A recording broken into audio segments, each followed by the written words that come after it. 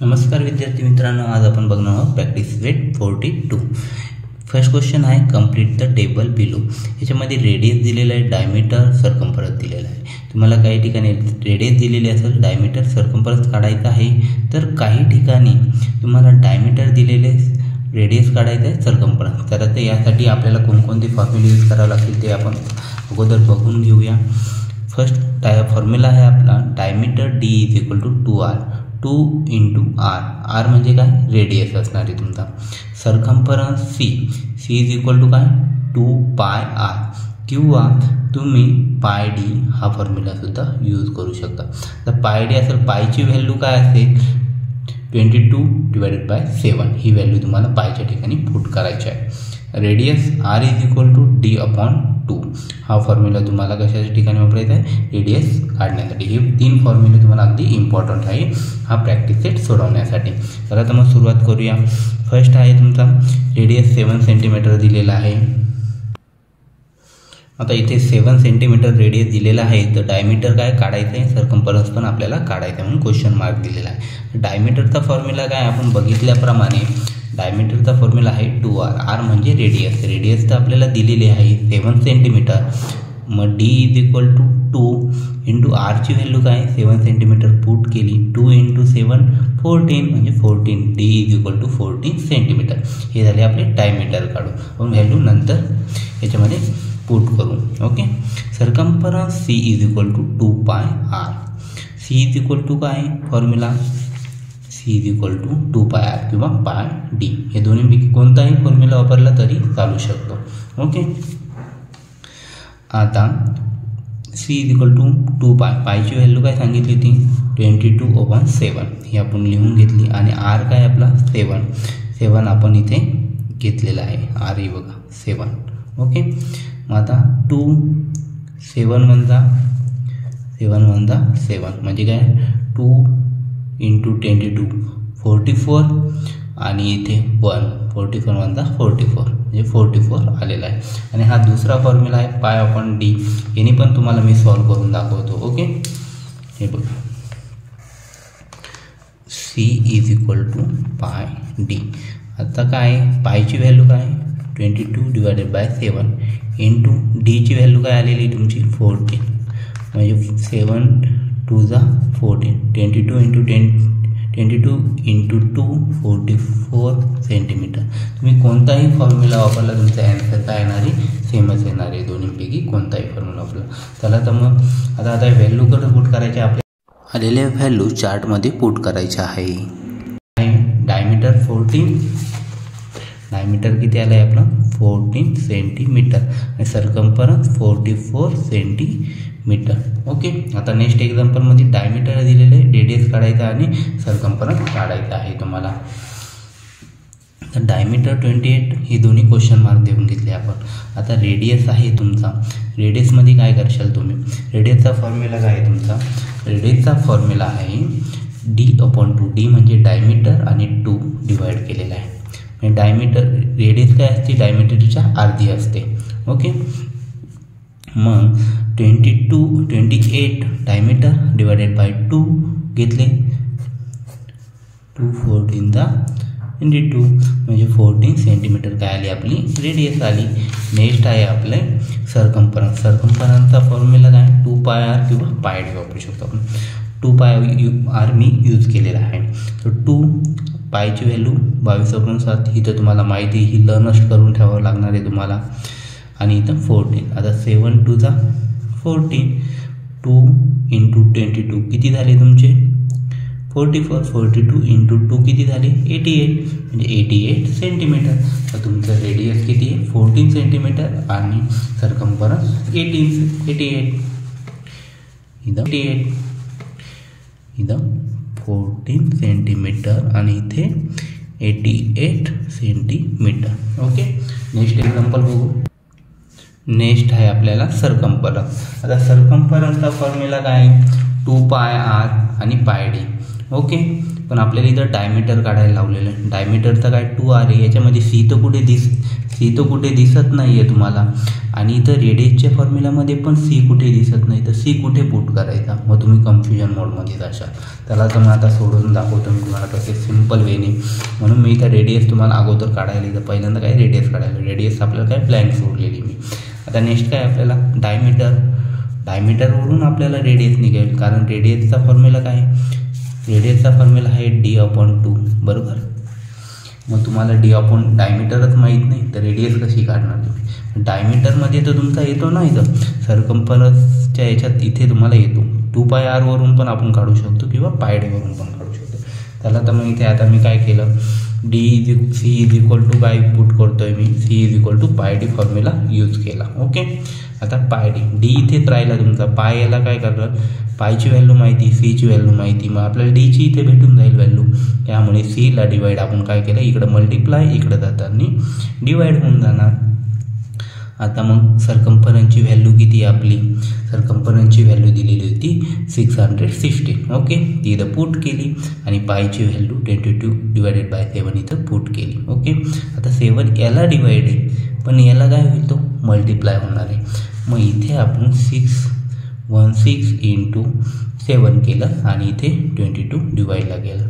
आता इथं कॅल्क्युलेशन करताना 22ने याला डिवाईड होईल, 7ला होतं आहे का नाही. त्याला तर मग करून बघू. 616 × 22 तर 21 1 20 and 22 2 44. ओके. किती रिमेनिंग राहिले,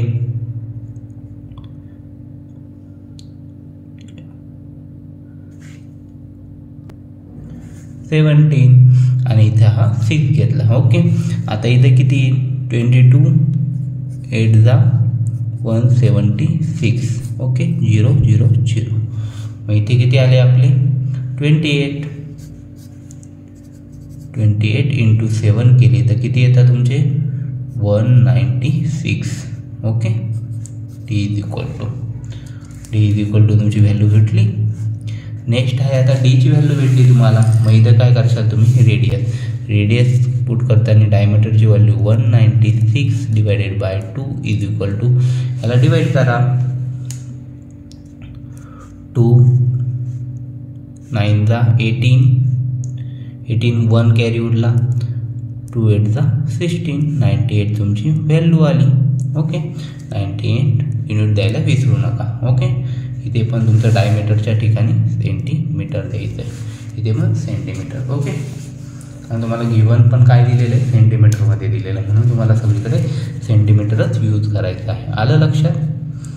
आता इथं लिहिताना तुम्ही काय करशाल, रेडियस =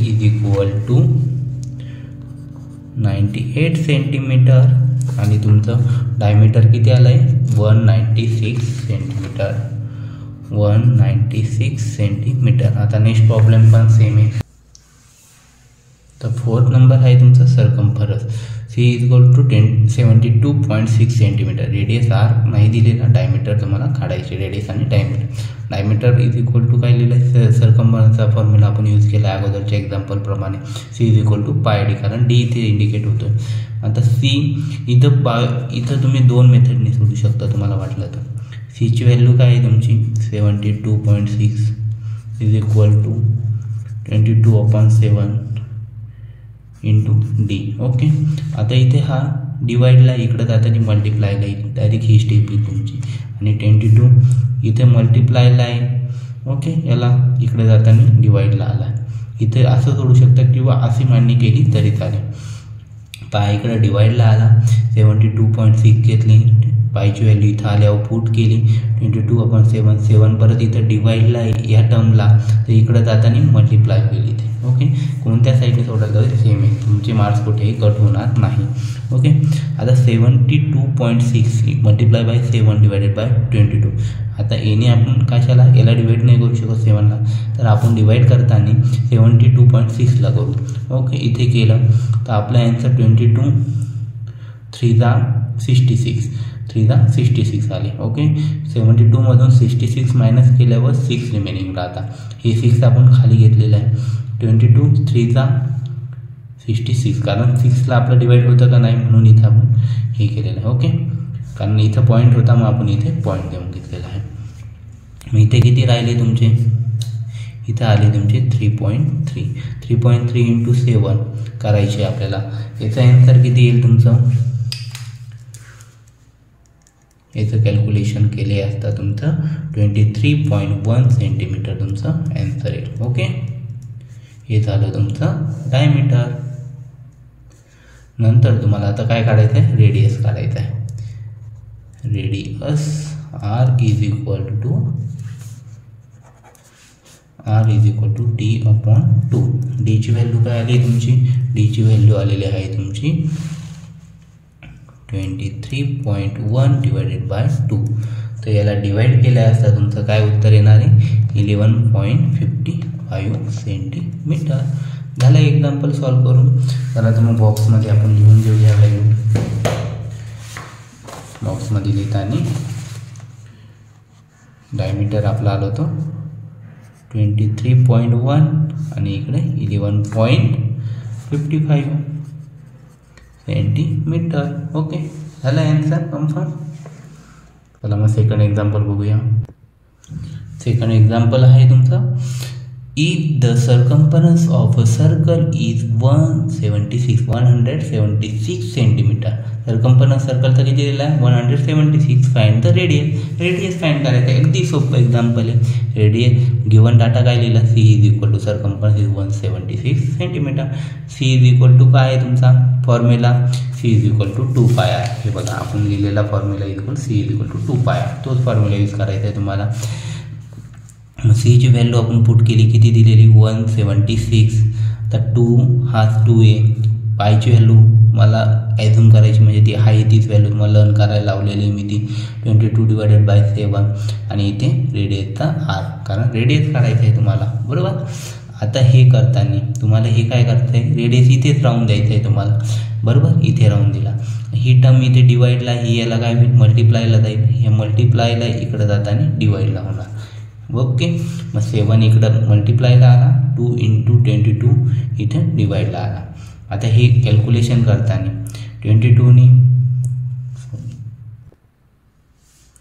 आता इथे डिवाइड करताना 22ने डायरेक्ट डिवाइड 176ला होतं आहे. पण तुम्हाला हे डिफिकल्ट वाटत असेल, तुम्हाला वाटतं याने जातो की नाही, तुमचं कॅल्क्युलेशन करण्यामध्ये टाईम वेस्ट जाईल, तर त्याच्यामुळे मी सिम्पल मेथड सांगतो. पहिल्यांदा काय 2नी याला डिवाइड केलं. ओके, नंतर 2नी याला करायचा, किती येईल 2 8 × 16, किती उरला 1 उरला.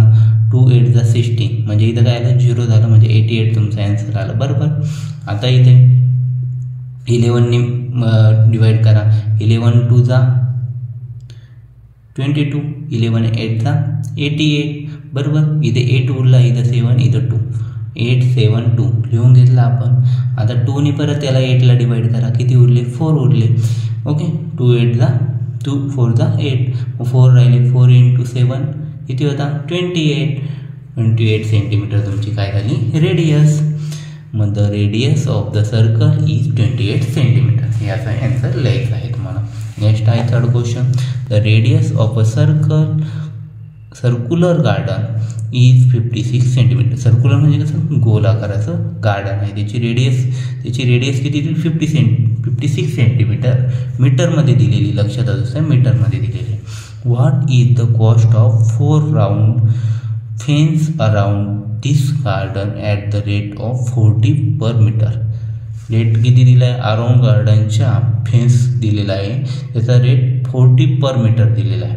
तो आपल्याला आता काढायचा आहे. तर आता मग सुरुवात करूया ॲन्सरमध्ये. Circumference C of the circular garden, formula काय, circumference C is equal to 2πr. Okay, C is equal to 2 लिहिले, 22/7 पायची व्हॅल्यू पुट केली. रेडियस किती दिलेला आहे 56 घेतलेला आहे आपण. ओके, 7 8 × 56 म्हणजे 2 इंटू 22 किती झाले आपले 44 इंटू 8 गेले. 44 इंटू 8 केल्यावर आपलं ॲन्सर आलं 352 मीटर लिहायचं आहे तुम्हाला, कारण तुम्हाला एक्झाम्पलच्या व्हॅल्यू देताना रेडियस मीटरमध्ये दिले, मग तुम्हाला इथं मीटरमध्ये लिहायचे. आलं लक्षात. C is equal to 352 metre. The length of the wire required for 1 round of fencing 352 metre. आता आपल्याला किती काढले आपण 1 मीटरची काढली 1 राऊंडची. आपल्याला विचारलेली काय होती एक्झाम्पलमध्ये 4 राऊंड. आलं लक्षात 4 राऊंड विचारलेली फेन्स. आपण फक्त आताशी 1 मीटरची काढली. आता मग काय करावं लागेल तुम्हाला 4नी ह्याच आलेल्या अँसरला मल्टिप्लाय करावं लागेल. The length of the circumference required for 1 round fencing 352. मग नंतर the length of the wire required for round of fencing 352 into 4 okay is equal to answer multiply केल्यावर काय आलं 1408 मीटर. मग the cost of the 1408 metre of wire rate into length of the wire. आता rate किती दिलेला आहे आपल्याला 40 per metre दिलेला आहे. एक्झाम्पलमध्ये दिलेला आहे तुम्हाला रेट. ओके मग तो आता काय करशाल तुम्ही 40 इंटू आलेलं ॲन्सर आपलं 1408 केलं. यांनी मल्टिप्लाय केल्यावर आपलं काय 56,320 रुपीज इतकी कॉस्ट आपल्याला लागेल. The cost is rupees 56,320 rupees. Okay next example the 4th number example. The wheel of a bullock cart has a diameter of 1.4 meter. How many rotation will the wheel complete as the cart travels 1.1 kilometer? एक काय दिलेली bullock cart दिलेली तिचं diameter 1.4 आहे metre. How many rotation will be wheel complete the cart of 1.1 kilometre हे होण्यासाठी तिला किती रोटेशन घ्यावं लागतील हे तुम्हाला काय करायचं आहे काढायचं आहे. मग आपण सरकम्फरन्स काढू अगोदर. C is equal to pi D. Okay C is equal to काय दिलं डीची व्हॅल्यू आपल्याला दिलेली डायमीटर 1.4 सेंटीमीटर. मग आपण इथं पायची व्हॅल्यू 22/7 घेतली आणि इथे 1.4 मीटर घेतली. आता इथे 7ने याला डिवाइड केलं तर किती येते 7 2 14 बरोबर. पण इथं पॉईंट आहे मग 0.2 येईल आपलं. ओके मग 22 इंटू 0.2 किती आलं 4.4 मीटर आलेलं आहे सरकम्फरन्स आपला. नंतर next let the wheel of the cart complete X rotation आपण कंप्लीट करण्यासाठी आपण काढून घेऊ. The distance travel by the wheel is equal to the circumference of the wheel into the number of rotation काढायचे आपल्याला सांगितले. आता मग काय 1.1 into 1000 okay is equal to 4.4 metre into X. आता तुम्ही बोलशाल 1000 कुठून घेतलेलं आहे इथे 1000 का बरं घेतो आपण 1 किलोमीटर इज इक्वल टू तुम्हाला मी इथे लिहून देतो 1 kilometre is equal to 1000 metre. Okay हे लक्षात असू द्या म्हणून इथं आपण 1000 घेतोय. 1.1 आपलं काय आलं होतं ॲन्सर आलेलं होतं इथं. ओके 1.1 इंटू किलोमीटर 1000 आणि डिवायडेड बाय 4.4 घेतलेलं आहे आपण. तर 4.4 1.1ने याला डिवाइड केलं काय आलं 4 आलं. तर 4 डिवायडेड बाय 1000 इथेच केलं आपण ते आलं 250 आलं आपलं. ओके मग द व्हील कंप्लीट 250 रोटेशन हे झालं तुमचं फायनल ॲन्सर.